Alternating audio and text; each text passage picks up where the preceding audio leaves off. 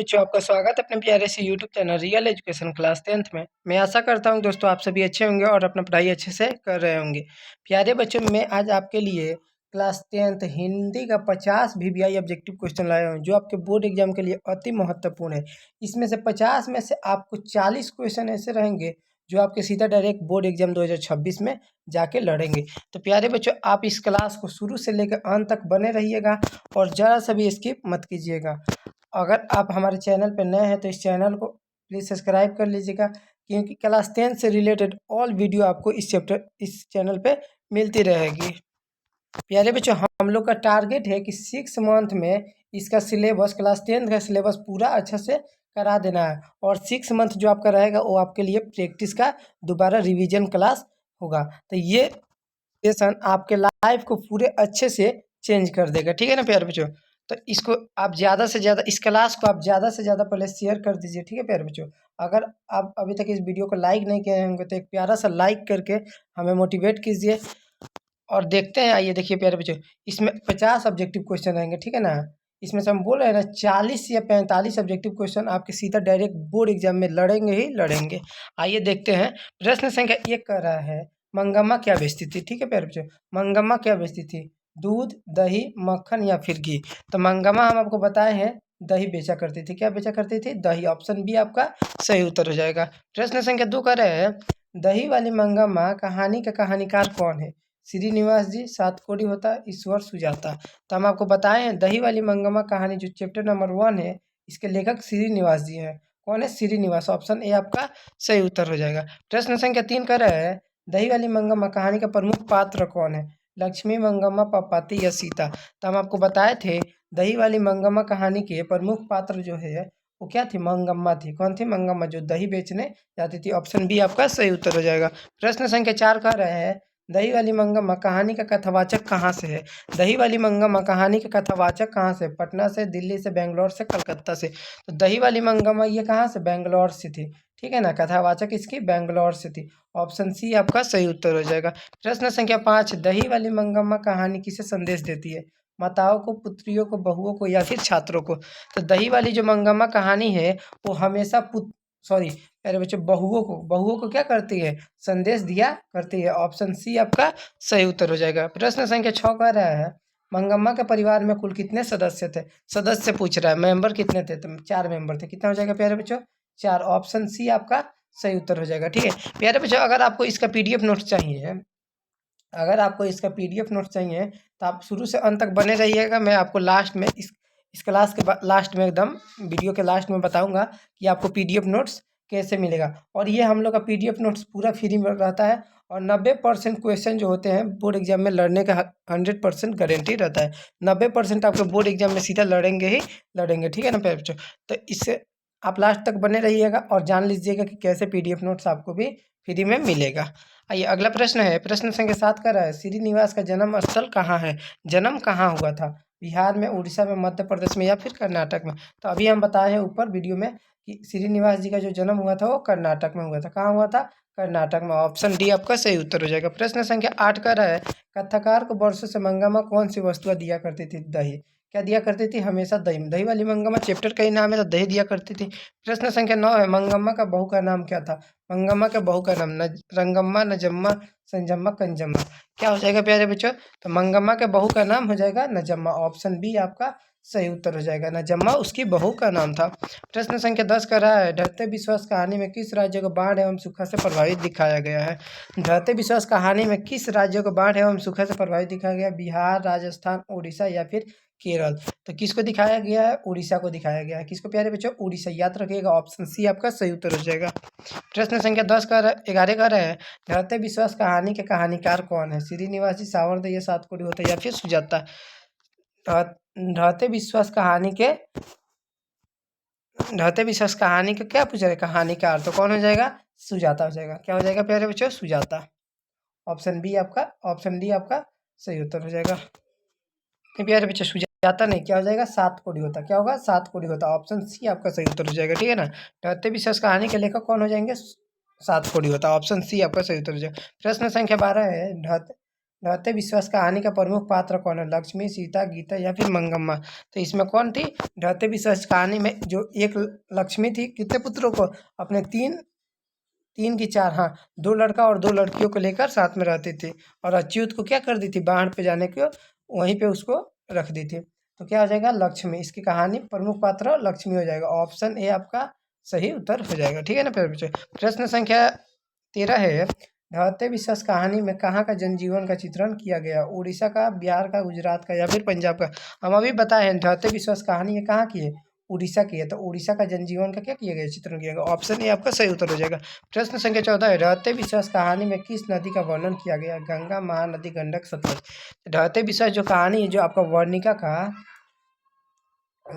का अगर प्यारे बच्चे देखिए, अगर आप वर्णिका का पूरा एक से लेकर 5 तक का ऑब्जेक्टिव या सब्जेक्टिव क्वेश्चन को नहीं किए होंगे, और इसका एक सेट बनाया गया था जिसमें पूरे चैप्टर को समराइज किया गया है। अगर आप कोई भी वीडियो नहीं देखे हो वर्णिका का, ठीक है ना, तो सबसे आसान भाषा में आपको ऑब्जेक्टिव क्वेश्चंस, शॉर्ट स्टोरी और इसका जो वन शॉट क्लास होता है ना, लिंक सबका डिस्क्रिप्शन में, मैं इसको अपने चैनल पे करा चुका हूँ, तो लिंक डिस्क्रिप्शन में मैं दे दे रहा हूँ। ठीक है ना, आप जाके डिस्क्रिप्शन चेक कीजिएगा और वहाँ से आप वर्णिका का पूरा देख लीजिएगा। और जो गोधुली है उसका भी 6 चैप्टर तक करा दिया हूँ। बहादुर जिसका नाम है उसको कल ही ख़त्म किया हूँ। ठीक है ना, तो 2 दिन में चैप्टर ख़त्म हो गया। ठीक है, बहादुर एक दिन ऑब्जेक्टिव लगा, एक दिन सब्जेक्टिव। तो मैं आपको मतलब 12 क्वेश्चन 29 चैप्टर में से हिंदी के 12 चैप्टर को कंप्लीट करा दिया हूँ। देखिए प्यारे बच्चे, अभी 1 से 1.5 मंथ हुआ एग्जाम दिया आपको, उसमें से 12 क्वेश्चन, बहुत ही आपका लगभग बहुत सारा जो भी सब्जेक्ट है, बहुत सारा मतलब चैप्टर कंप्लीट करा चुके हैं। अभी तक इतना चैप्टर मैं आपको लिख ही दे रहा हूँ कि कोई भी यूट्यूब चैनल वालों ने, कोई भी सर नहीं कराए हैं। ठीक है ना, हम आपको लगभग 30-40 सब मिला के सब सब्जेक्ट का 40 लगभग चैप्टर कंप्लीट करा दिए हैं। ठीक है, तो लिंक डिस्क्रिप्शन में हम दे दे रहे हैं, आप जाके अभी से वर्णिका का क्लास कर लीजिए, जिससे आपको बोर्ड एग्जाम 2026 में बहुत ही आसानी रहेगी। ठीक है ना प्यारे बच्चों, देखिए 450 प्लस का जो भी हम लोग का टारगेट रहना चाहिए। ठीक है, आइए अगला प्रश्न है, रहते विश्वास कहानी में किस नदी का वर्णन किया गया है? गंगा नदी, महानदी, गंडक या फिर सदरा? तो जो रहते विश्वास कहानी में जो नदी था उसका क्या नाम था? महानदी। क्या नाम था?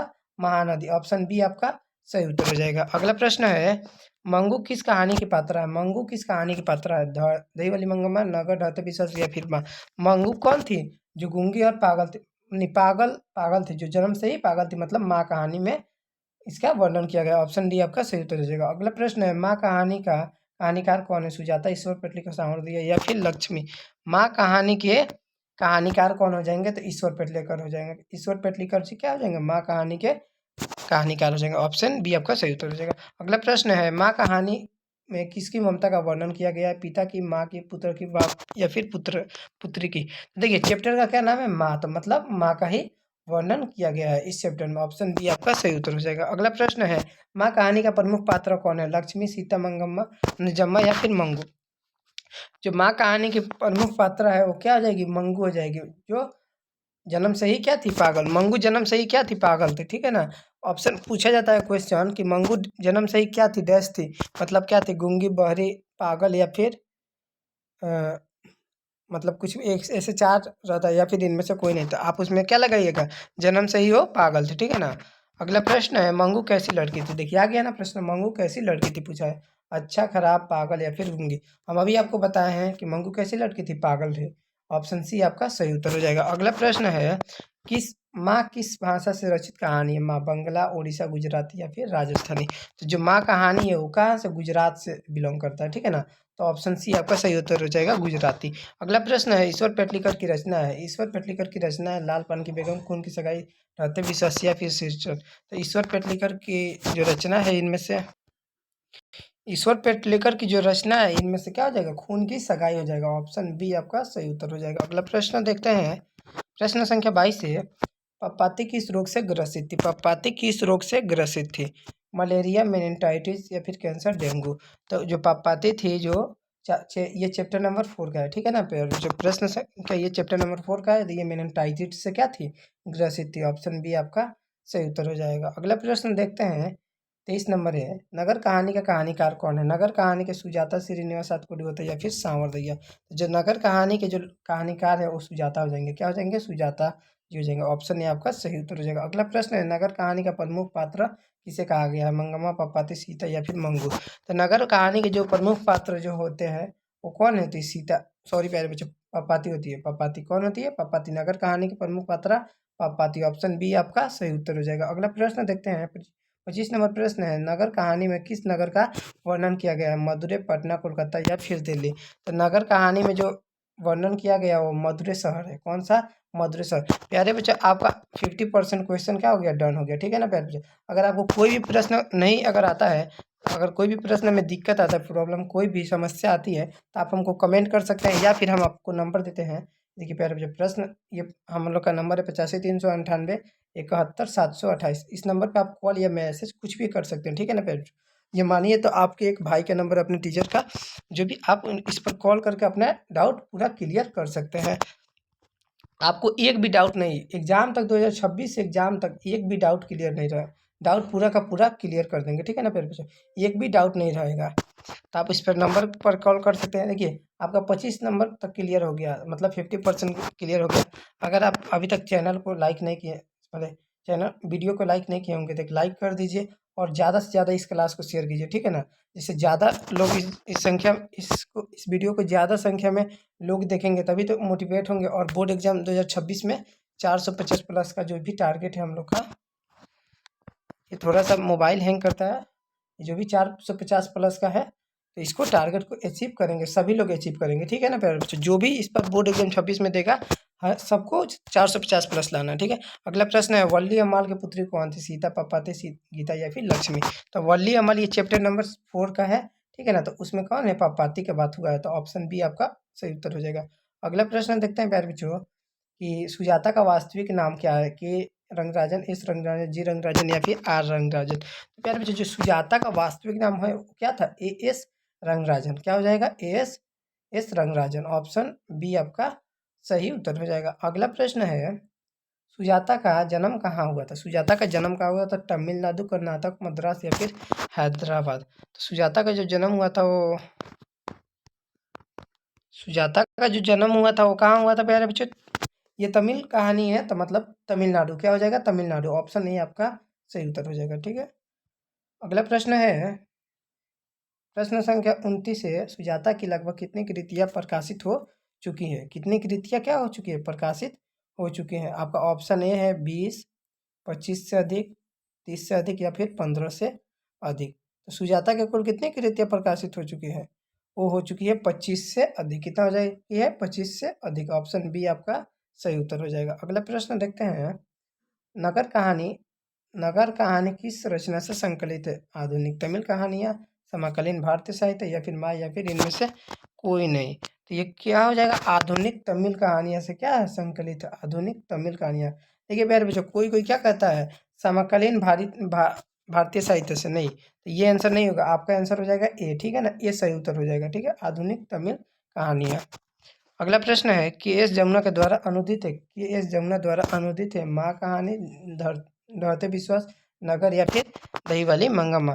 के एस जमुना के द्वारा कौन रचित है? तो क्या हो जाएगा? नगर कहानी हो जाएगा। क्या हो जाएगा? नगर। ऑप्शन सी आपका सही उत्तर हो जाएगा। अगला प्रश्न देखते हैं, सीता को अपने घर में कैसा महसूस होता है? सीता को अपने घर में कैसा महसूस होता है? घुटन, आनंद, सुख या फिर सुख। कैसा महसूस होता है प्यारे बच्चों? तो सीता को अपने ही घर में क्या घुटन महसूस होता है। घुटन। क्या हो जाएगा? ऑप्शन ए आपका सही उत्तर हो जाएगा। घुटन महसूस होता है सीता को। अगला प्रश्न है, धरती कब तक घूमेगी शीर्षक कहानी में कहानीकार कौन है? श्रीनिवास जी, सुजाता, सावरदयी या फिर सात कोड़ी होता। कौन हो जाएंगे? पूछा है धरती कब तक घूमेगी, धरती कब तक घूमेगी शीर्षक कहानी का कहानीकार कौन, मतलब लेखक कौन है? धरती कब तक घूमेगी के लेखक कौन है? तो सावरदयी हो जाएगा। क्या हो जाएंगे? सावरदयी। ऑप्शन सी आपका सही उत्तर हो जाएगा, सावरदयी। अगला प्रश्न है, धरती कब तक घूमेगी कहानी का प्रमुख पात्र कौन है? पापाती, मंगम्मा, लक्ष्मी या फिर सीता। धरती कब तक घूमेगी कहानी के प्रमुख पात्र कौन है? तो पापाती नहीं होगी, मंगम्मा भी नहीं होगी, फिर लक्ष्मी भी नहीं होगी, सीता हो जाएगी। क्या हो जाएगी? सीता। ऑप्शन डी आपका सही उत्तर हो जाएगा। प्यारे बच्चे ये देखिए, एक ऐसा चैनल है जहाँ पे explain line by line, line by line, line by line explain करके आपको पूरा निचोड़ बताया जाता है। पूरा ऑपरेशन, जैसे ऑपरेशन होता है ना, वैसे क्वेश्चन का ऑपरेशन करके बताया जाता है। ठीक है ना, इस चैनल पे। तो आप इस चैनल से हमेशा बने रहिएगा, आपको बहुत सारे इससे मोटिवेट होने का मिलेगा। और बोर्ड एग्जाम 2026 में आपको एकदम है कि 450 प्लस लाना ही लाना है, आपको एकदम तैयारी कराया जाएगा। कितने प्यारे कितने बच्चे 90 प्लस लाएंगे, देखिएगा 90, 450 प्लस, 460-70 ऐसे प्लस लाएंगे इस चैनल से। धरती कब तक घूमेगी कहाँ की कहानी है, बिहार की, गुजरात की, राजस्थान की, उड़ीसा की। कहाँ की कहानी है धरती कब तक घूमेगी, तो ये प्यारे बच्चों कहाँ की हो जाएगी, राजस्थान के। ऑप्शन सी आपका हो जाएगा राजस्थानी। राजस्थानी भाषा होती है पर राजस्थान की मानिए तो ये क्या है जाएगी कहानी। ऑप्शन सी आपका सही उत्तर हो जाएगा। अगला प्रश्न है, धरती कब तक घूमेगी कहानी में किसकी प्रधानता दी गई है, नारी की, पुरुष की, बच्चों की, या फिर इनमें से। तो देखिए प्यारे बच्चों, अभी जो भी प्रधानता दी जाती है वो क्या है, नारी की ही दी जाती है। तो इसमें भी नारी की ही, पहले भी नारी की प्रधानता दी गई थी, अब भी नारी की ही प्रधानता दी गई।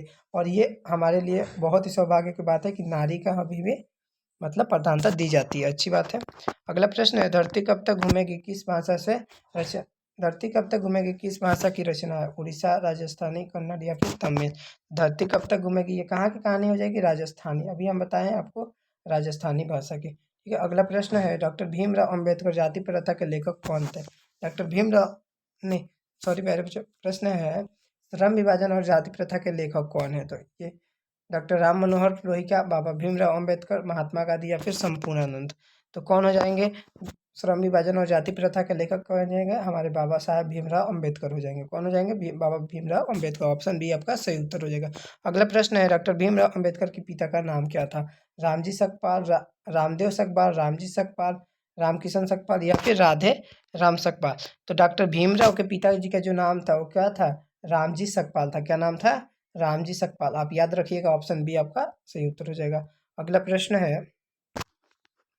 अगला प्रश्न, आधुनिक सभ्य समाज कार्य कुशलता के लिए किसे आवश्यक मानता है। आधुनिक सभ्य समाज जो होता है वो कार्य कुशलता के लिए किसे आवश्यक मानता है, श्रम विभाजन, जन विभाजन, धन विभाजन, जन विभाजन, या फिर जाति विभाजन। तो जो आधुनिक सभ्य समाज होता है वो कार्य कुशलता के लिए श्रम विभाजन को आवश्यक मानता है। किसको, श्रम विभाजन को। ऑप्शन ए आपका सही उत्तर हो जाएगा। अगला प्रश्न है, जाति प्रथा भारत में बेरोजगारी का एक डैश और डैश कारण बनी हुई है। तो प्रत्यक्ष, प्रमुख, ए और बी दोनों, या फिर इनमें से कोई नहीं। तो देखिए प्यारे बच्चों, प्रत्यक्ष भी है और यहाँ पे प्रत्यक्ष है, ठीक है ना, प्रत्यक्ष और प्रमुख दोनों कारण हो जाएगा। ऑप्शन सी आपका सही उत्तर हो जाएगा। प्रत्यक्ष और प्रमुख दोनों कारण बनी हुई है। अगला प्रश्न है, विष के दांत, विष के दांत कहानी शीर्षक कहानी को, विष के दांत शीर्षक कहानी के कहानीकार कौन है, मोहन राकेश, कमलेश्वर, रामचंद्र, या फिर नलिन बिलोचन शर्मा। तो विष के दांत जो कहानी है, जो चैप्टर नंबर 4 को लिखे हैं वो विष के दांत, पहले श्रम विभाजन, जाति प्रथा, फिर ये प्रश्न, ये चैप्टर नंबर 2 है ना, सॉरी प्यारे बच्चे, ये चैप्टर नंबर 2 है विष के दांत। इसके लेखक कौन हो जाएंगे, नलिन बिलोचन शर्मा। अपने प्यारे लेखक नलिन बिलोचन शर्मा जी हो जाएंगे। ऑप्शन डी आपका सही उत्तर हो जाएगा। अगला प्रश्न देखते हैं, किसने बहादुर की डंडे से पिटाई कर दी। डंडा से पिटाई किसने किया था, कल ही हमें ये वीडियो पढ़ाए, कल नहीं परसों का ऑब्जेक्टिव क्वेश्चन कराए हैं।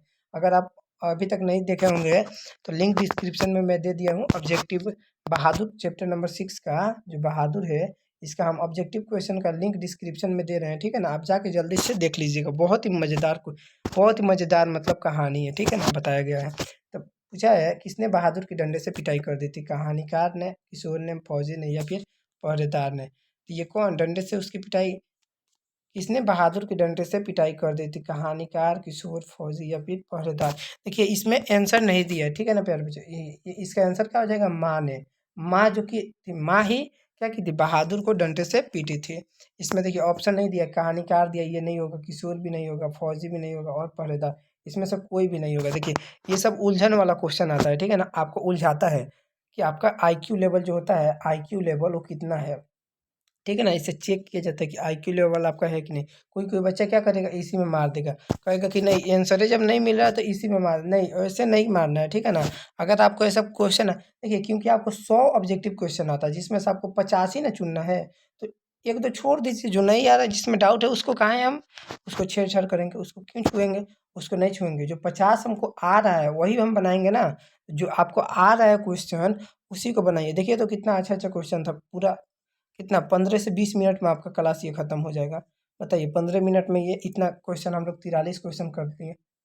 तो इसको आप शेयर कीजिए ज़्यादा से ज़्यादा। जो भी बच्चे मानिए इस टाइम अभी घूम रहे हैं, सोच रहे हैं कि बाद में पढ़ेंगे, तो ऐसा थोड़ी ना 450 प्लस आएगा। 450 प्लस के लिए शुरू से ही ना मेहनत करना पड़ता है प्यारे बच्चों।